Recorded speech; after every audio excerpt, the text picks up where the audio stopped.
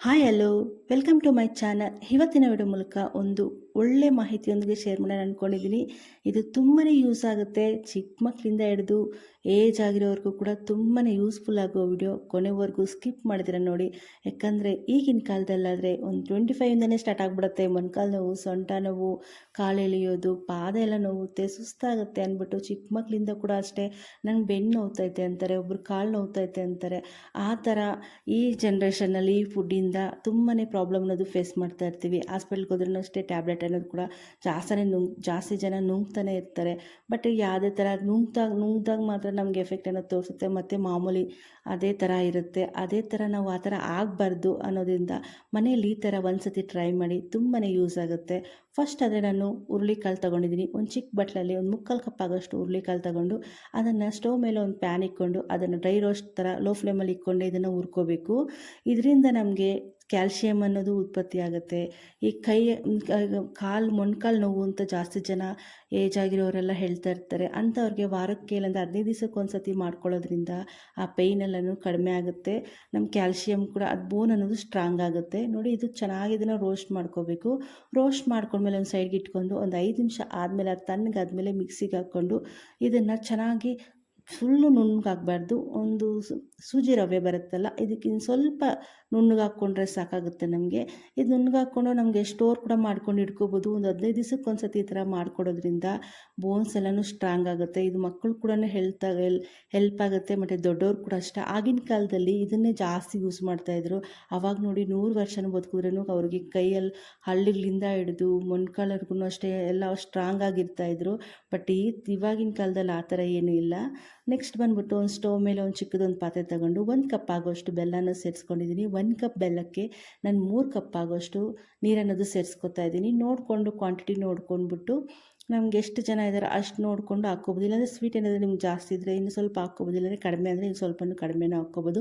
But ನಾನು 1 cup ಆಗೋಷ್ಟು ಬೆಲ್ಲ ತಗೊಂಡು 3 ಕಪ್ ಆಗೋಷ್ಟು ನೀರು ಹಾಕ್ಕೊಂಡು ಅದು ಚೆನ್ನಾಗಿ ಕರಗೋವರೆಗೂ ಚೆನ್ನಾಗಿ ನಾವು ಕುದಿಸ್ಕೋಬೇಕಾಗುತ್ತೆ. ನೋಡಿ, ಇದೆಲ್ಲ ಫುಲ್ ಕರಗ್ಬಿಟ್ಟೈತೆ. ಇವಾಗ ಇದನ್ನು ನಾವು ಸೋದಿಸ್ಕೋಬೇಕಾಗುತ್ತೆ, ಯಾಕಂದರೆ ಬೆಲ್ಲದಲ್ಲಿ ಮುನ್ನು ಆ ಥರ ಎಲ್ಲ ಇರುತ್ತೆ. ಅದಕ್ಕೆ ಇದೆಲ್ಲ ಸ್ಟವ್ ಆಫ್ ಮಾಡ್ಕೊಂಬಿಟ್ಟು ಇನ್ನೊಂದು ಚಿಕ್ಕದೊಂದು ಪಾತ್ರೆ ತಗೊಂಡು ಅದಕ್ಕೆ ನಾನು ಸೋದಿಸ್ಕೋತಾ ಇದ್ದೀನಿ. ತುಂಬಾ ಯೂಸ್ ಆಗುತ್ತೆ ಫ್ರೆಂಡ್ಸ್. ಒಂದು ಸತಿ ಟ್ರೈ ಮಾಡಿ. ಯಾರ್ಯಾರು ಕ್ಯಾಲ್ಶಿಯಮ್ ಕಡಿಮೆ ಐತೆ ಮತ್ತು ಬ್ಲಡ್ಡೆಲ್ಲ ಕಡಿಮೆ ಆಗ್ತೈತೆ ಅಂಥವರು 15 ದಿವಸಕ್ಕೆ ಒಂದು ಸತಿ ತೊಗೊಳ್ಳಿ, ವಾರಕ್ಕೆ ಕೂಡ. ಯಾಕಂದರೆ ಇದು ಸ್ವಲ್ಪ ಹುರುಳಿಕಾಳು ಹಾಕಿರ್ತೀವಲ್ಲ, ಅದು ಸ್ವಲ್ಪ ಹೀಟ್ ಅನ್ನೋದು ಆಗೋದು ಸ್ವಲ್ಪ ಜಾಸ್ತಿ ಇರುತ್ತೆ.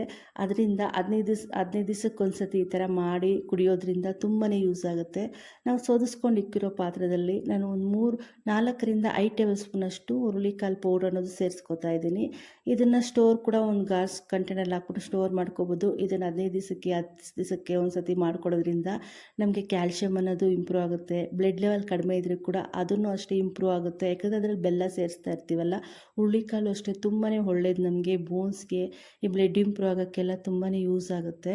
ಇದೆಲ್ಲ ಪೌಡ್ರ್ ಹಾಕಿದ್ಮೇಲೆ ಚೆನ್ನಾಗಿ ಇದನ್ನು ಕುದಿಸ್ಕೋಬೇಕಾಗುತ್ತೆ. ಒಂದು 3-4 ನಿಮಿಷ ಚೆನ್ನಾಗಿ ಕುದಿಬೇಕು. ಅದು ಸ್ವಲ್ಪ ಗಟ್ಟಿಯಾಗೋವರೆಗೂ ನಾವು ಇದು ಚೆನ್ನಾಗಿ ಕುದಿಸ್ಕೋಬೇಕು. ಕುಡಿಯೋಕ್ಕೆ ಕೂಡ ಅಷ್ಟೇ ತುಂಬ ಚೆನ್ನಾಗಿರುತ್ತೆ. ಅದು ಘಮ ಕೂಡ ಅಷ್ಟೇ ತುಂಬ ಚೆನ್ನಾಗಿ ಬರುತ್ತೆ.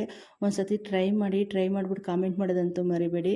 ನಾವು ಔಟ್ಸೈಡ್ ತೊಗೊಬಂದು ಟ್ಯಾಬ್ಲೆಟ್ಸ್ ತಿನ್ನೋದ್ರಿಂದ ಸೈಡ್ ಎಫೆಕ್ಟ್ ಕೂಡ ಜಾಸ್ತಿ ಇರುತ್ತೆ. ಒಬ್ಬೊಬ್ರು ಕ್ಯಾಲ್ಶಿಯಂ ಟ್ಯಾಬ್ಲೆಟ್ಸು ಅದು ನುಂಗಿದ್ರೆ ಸಾಕು ಹೊಟ್ಟೆಲೆಲ್ಲ ಫುಲ್ ಉರಿ ಥರ ಆಗ್ಬಿಡುತ್ತೆ, ಒಬ್ಬೊಬ್ರಿಗೆ ಆಗೋದೇ ಇಲ್ಲ. ಆ ಥರ ಟ್ಯಾಬ್ಲೆಟ್ಸ್ ನುಂಗೋ ಬದಲು ಈ ಥರ 15 ದಿವಸಕ್ಕೆ ಒಂದು ಸತಿ ಟ್ರೈ ಮಾಡಿ, ತುಂಬಾ ಯೂಸ್ ಆಗುತ್ತೆ. ಯಾರ್ಯಾರು ಕ್ಯಾಲ್ಶಿಯಂ ಕಡಿಮೆ ಐತೆ, HB ಲೆವೆಲ್ ಕಡಿಮೆ ಐತೆ, ಯಾರ್ಯಾರು ಮೊಣಕಾಲು ಸೊಂಟ ನೋವು ಜಾಸ್ತಿ ಐತೆ ಅಂಥವ್ರಿಗೆ ಅದೇ ತುಂಬಾ ಯೂಸ್ ಆಗುತ್ತೆ.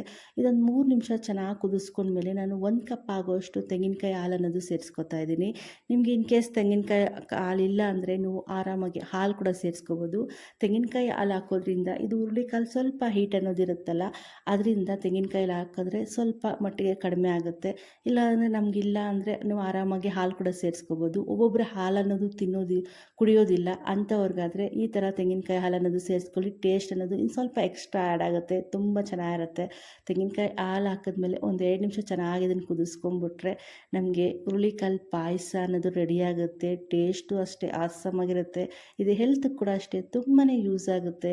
15 ದಿವಸಕ್ಕೆ ಒಂದು 10 ದಿವಸಕ್ಕೆ ಅಟ್ಲೀಸ್ಟ್ ಒಂದು ಮಿನಿಮಮ್ ಅಂದರೆ 1 ತಿಂಗಳಿಗಾದರೂ ಅಷ್ಟೇ ಒಂದೊಂದು ಸತಿ ಮಾಡಿಕೊಡಿ. ಇದು ತುಂಬಾ ಯೂಸ್ ಆಗುತ್ತೆ. ಏಜ್ ಆಗಿರೋರಿಗೆ, ಮಕ್ಕಳಿಗಾದರೆ ಕಂಪಲ್ಸರಿ ಕೊಡಿ. ಕ್ಯಾಲ್ಶಿಯಮ್ಮು ಬೋನ್ಸ್ ಎಲ್ಲ ಕೂಡ ಸ್ಟ್ರಾಂಗ್ ಆಗುತ್ತೆ, ತುಂಬ ಚೆನ್ನಾಗಿರುತ್ತೆ.